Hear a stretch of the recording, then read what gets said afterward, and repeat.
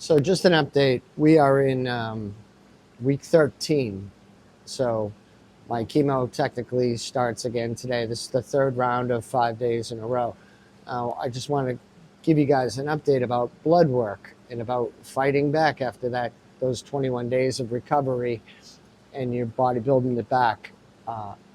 As of Friday afternoon, we were still iffy if the chemo was even going to start again because my platelet count was down to 21,000, but 21, which is really bad. That means you do a blood test and it's just, you bleed. Because again, platelets are what clot your blood.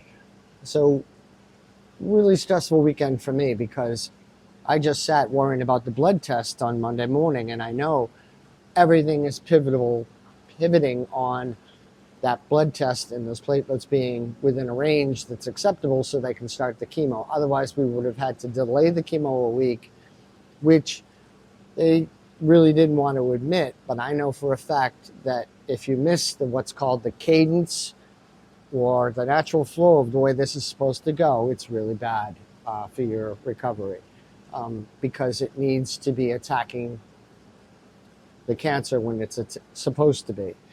So really stressful weekend, stressful morning, and then I went straight out to my doctor's office after the blood test and waited, and it comes in, and good news, the platelets are 94, which is completely kick-ass.